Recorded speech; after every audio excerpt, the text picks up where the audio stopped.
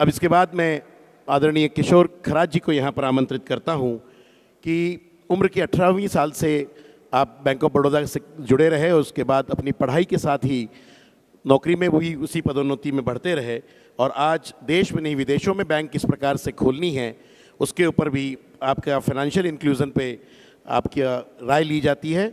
IDBI के MD और CEO बनने के बाद पूरे देश का आपका भ्रमण चल रहा है। भारत की आर्थिक रीढ़ ही है बैंकिंग है।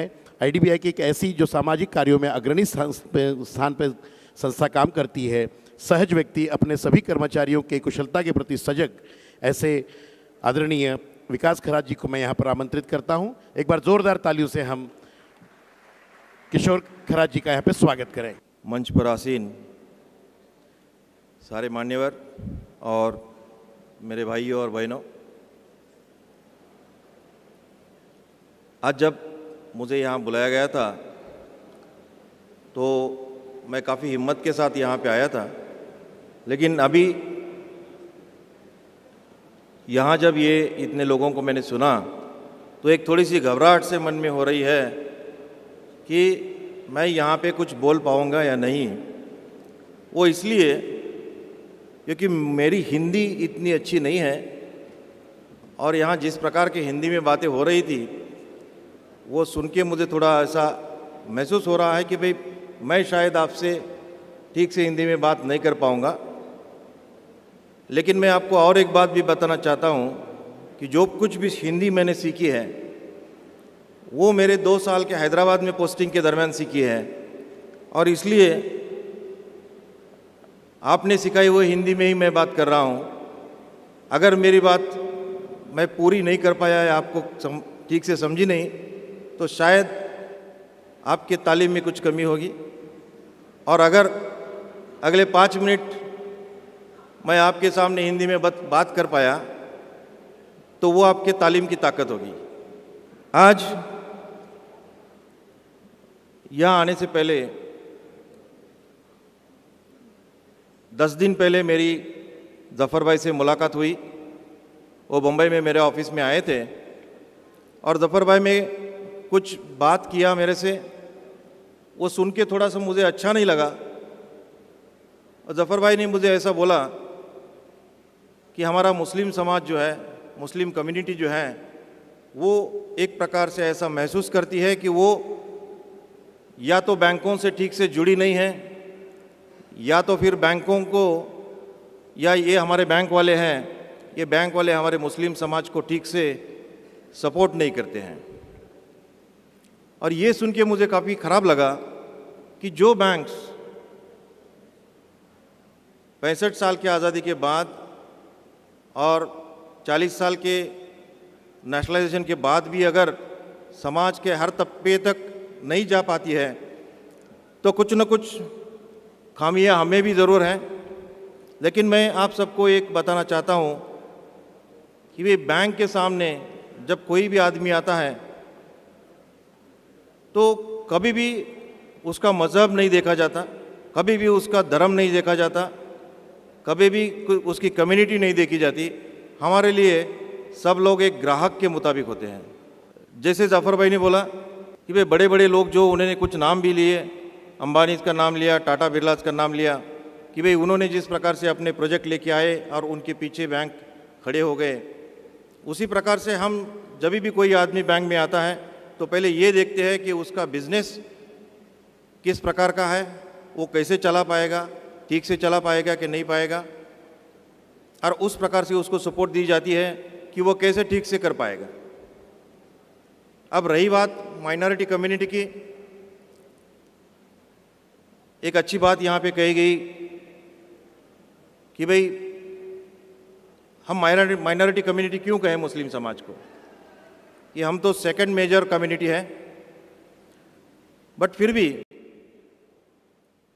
सरकार की तरफ से सारे बैंकों को कुछ टारगेट दिए जाते हैं कि भाई अपने जितने भी आप लोन देते हो उसमें से 40% लोन जो है वो प्रायोरिटी सेक्टर को दिए जाते हैं और उस 40% लोन में से 10% लोन जो है वो माइनॉरिटी कम्युनिटी को दिए जाते हैं।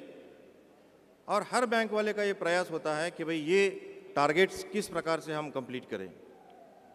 बहुत बार हमें भी दिक्कतें आती है कि माइनॉरिटी कम्युनिटी के लोगों को ढूंढ के उनको कर्जा देने की। मुझे लगता है कि कहीं ना कहीं ये जो फाइनेंशियल लिटरेसी का जो इशू है, कि फाइनेंशियल इलिटरेसी का मैं बोलता हूँ, कि वो फाइनेंशियल इलिटरेसी है जो लोगों को बैंकों से दूर करती है। हाल ही में आपने देखा होगा भारत सरकार ने प्रधानमंत्री जनधन योजना पिछले 28 अगस्त से शुरू की। 15 अगस्त से हमारे प्राइम मिनिस्टर ने लाल किले से उसकी घोषणा की थी और तकरीबन एक साल के अंदर 18 करोड़ लोग जो बैंकों से पहले जुड़े नहीं थे, उन लोगों को बैंकों से जुड़ाया गया।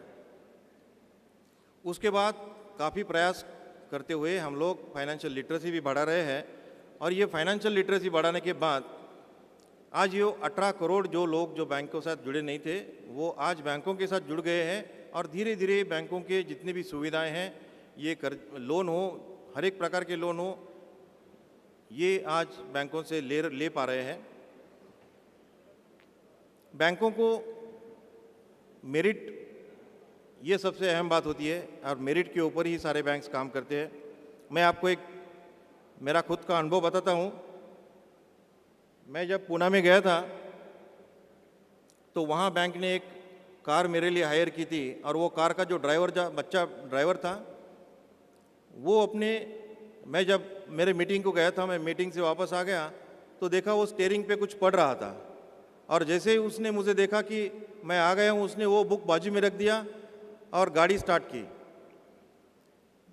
मेरी नज़र उस बुक के तरफ गई, उसने वो क्या पढ़ रहा है करके, तो वो इंजीनियरिंग का बुक था और वो इंजीनियरिंग का स्टूडेंट था और वो गाड़ी चला रहा था।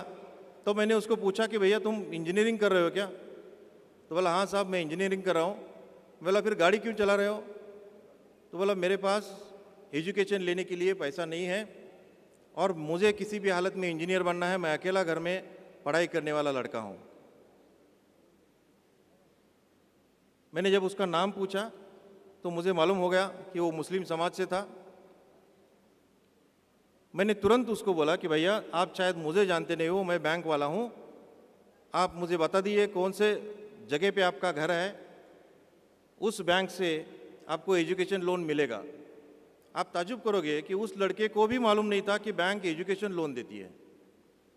हमने उसको एजुकेशन लोन दिलवा दिया। मैंने उसको बोला कि आपका जो वक्त है बीच का, वो ऐसा ड्राइवर वगैरह का काम करके आप जाया मत कीजिए। आप उस वक्त को आपकी इंजीनियरिंग के पढ़ाई में अगर देते हैं, लगाते हैं, तो आप अच्छा इंजीनियर बन सकते हैं। और आज मुझे बहुत खुशी हो रही है कि वो मुस्लिम लड़का अच्छा इंजीनियर बनके, आईटी इंजीनियर बनके हमारे नेशनलाइज बैंक में एक आईटी प्रोफेशनल करके ज्वाइन हो गया है। तो ये मेरे ख्याल से कहीं ना कहीं एक थोड़ा डिस्कनेक्ट होता है फाइनेंशियल लिटरेसी का। तो मैं आप सबसे गुजारिश करूंगा कि भाई आप बैंकों को दोष देने बजाय आप बैंकों में जाइए, पूछिए क्या क्या बैंक उनके लिए कर सकते हैं। हालांकि हम काफ़ी सारे फाइनेंशियल लिटरेसी कैंप्स करते हैं और जब जाफ़र भाई मेरे पास आए थे, जाफ़र भाई को मैंने एक सुझाव दिया कि हमारे रूड सिटीज़ होती है, जिसका मतलब है rural development self employment and technology institutes. तो ये रूड सिटीज़ जो होती है, कम से कम 500 से ज़्यादा रूड सिटीज़ आज भारत भर में है, सारे बैंकों की मिला के। तो ये रूड सिटीज़ जो हैं वो वोकेशनल प्रोग्राम बनाते हैं। हर एक गांव के बच्चों को वो कुछ ना कुछ बिजनेस करने का ट्रेनिंग देती है। उस रूड सिटी में अगर हम कुछ स्पेशल प्रोग्राम्स बनाएं मुस्लिम कम्युनिटी के बच्चों के लिए, तो हर एक रूड सिटी से हम काफ़ी सारे बच्चों को ट्रेनिंग देते हैं। और जब आप रूड सिटी से ट्रेनिंग लेते हैं, तब जो बैंक की वो रूड सिटी है, वो बैंक उसको फाइनेंस भी करती है। तो इस प्रकार से आप धीरे धीरे करके बैंकों से जुड़ जाओगे।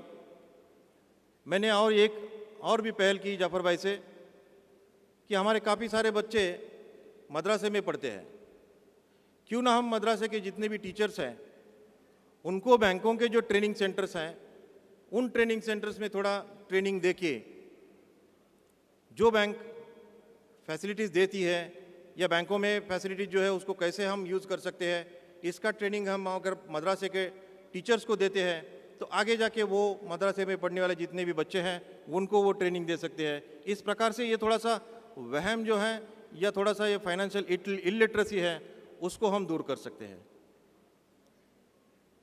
भाइयों,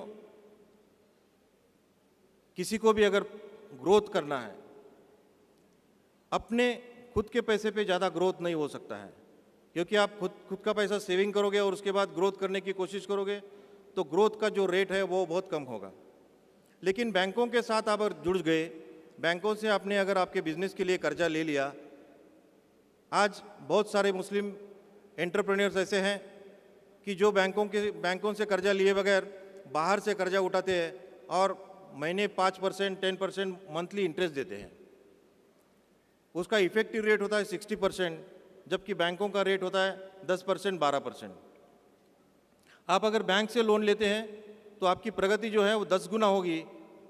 आपके पास अगर कैपिटल नहीं है, आपके पास अगर 10% भी कैपिटल है, तो सरकार ने ऐसी व्यवस्था की है कि 15% कैपिटल आपको किसी न किसी ऑर्गेनाइजेशन से मिलता है, जैसे सिडबी जैसी ऑर्गेनाइजेशन है जिन्होंने अभी मुद्रा स्कीम हमारे पंतप्रधान साहब के निर्देशन से शुरू की है। वो मुद्रा स्कीम के अंतर्गत 10 लाख रुपए तक आपको किसी गारंटी की भी ज़रूरत नहीं है, किसी सिक्योरिटी की ज़रूरत नहीं है। और ये सारी मुद्रा स्कीम जो है वो सारे हमारे अल्पसंख्यक भाई जो है उनके लिए बनाई है। तो ये जा रहे सारे स्कीम्स अगर हम जान ले और धीरे धीरे ये अगर मुस्लिम समाज अगर बैंकों के साथ जुड़ जाए तो मुझे उम्मीद है कि जल्द ही हम ये मुस्लिम समाज में थोड़ा सा जो जिसको हम वीकर सेक्शन बोलते हैं उसको पहले वीकर सेक्शन से हम अगर बाहर निकाल पाए तो मेरे ख्याल से वो सबसे ज़्यादा अच्छा काम होगा इस देश में अगर कुछ करना है तो। इस देश में अब रिजर्वेशन की बात तो काफ़ी होती है, बट सबसे ज़्यादा अगर प्रॉब्लम कोई है तो वीकर सेक्शन का है। वीकर इन द सेंस जिसकी फाइनेंशियल सिचुएशन ठीक नहीं है, और हम अगर फाइनेंशियल सिचुएशन को अगर स्ट्रांग करते हैं तो मेरे ख्याल से वो ज़्यादा बेहतर होगा हर एक कम्युनिटी के लिए। हिंदुओं में भी काफ़ी सारे वीकर हैं, ईसाइयों में भी काफ़ी सारे वीकर हैं, बुद्धिस्ट लोगों में भी काफ़ी सारे वीकर हैं। तो ये वीकर सेक्शन जो है इसको हम अगर चेंज कर दें और ये वीकर सेक्शन को अगर इम्प्रूव करना है तो ये वीकर सेक्शन को इम्प्रूव करने का काम सबसे ज़्यादा बैंक कर सकते हैं। लेकिन ये वीकर सेक्शन जो है उसने भी बैंकों की तरफ आना चाहिए। आज रिजर्व बैंक ऑफ इंडिया ने जहाँ जहाँ बैंक्स कमी थी, आज 23 नए बैंकों को लाइसेंस दिए हमारे गवर्नर साहब ने, और एक साल के अंदर जहाँ जहाँ भी बैंक्स नहीं है छोटे मोटे बैंक्स खड़े हो जाएंगे। मुझे लगता है आने वाले समय में ये सारे बैंकों के माध्यम से, और जिस प्रकार से हम बैंक वाले भी फाइनेंशियल लिटरेसी का काम कर रहे हैं, ये फाइनेंशियल लिटरेसी का काम अगर हमारा सफल हो गया तो ये वीकर सेक्शन की वीकता धीरे धीरे ख़त्म हो जाएगी। और फिर मुझे नहीं लगता है कि कुछ दिनों में हमारे समाज को ऐसा लगेगा कि हम बैंकिंग से वंचित हैं। मैं आशा रखता हूँ कि आप सबकी उन्नति होगी, और आपको एक भरोसा भी दिलाता हूँ, ये मेरी बैंक नहीं, भारत में जितने भी बैंक्स हैं हर एक बैंक वाले की तरफ से मैं आपको भरोसा दिलाता हूँ कि जब जब आपको किसी आर्थिक सहायता की ज़रूरत होगी बैंक आपके पीछे खड़ा रहेगा। आपके पीछे अगर बैंक खड़ा रह गया, आपको अगर लोन दे दिया तो बैंक आपके ऊपर कोई फेवर नहीं कर रहा है। बैंक के लिए भी वो बिज़नेस है। हम जब बिज़नेस ढूंढते हैं तो आप जैसे लोग हमको मिलते भी नहीं हैं। यही मैं जाफ़र भाई को बता रहा था। जाफ़र भाई से जितनी भी मैंने बातें की है, अगर हम वो इम्प्लीमेंट करें तो धीरे धीरे ये परिस्थिति बदल जाएगी। मैं आप सबको विश्वास दिलाता हूँ कि जाफ़र भाई ने जो ये तालीम की ताकत का जो ये बेड़ा उठाया है और तालीम की ताकत से समाज में परिवर्तन लाने का जो बेड़ा उठाया है, उसमें IDBI बैंक सदैव इनके साथ रहेगा। और इसी के साथ ही बाकी सारे बैंकों को भी मैं गुजारिश करूंगा कि इस मुहिम के साथ जोड़ दें। धन्यवाद।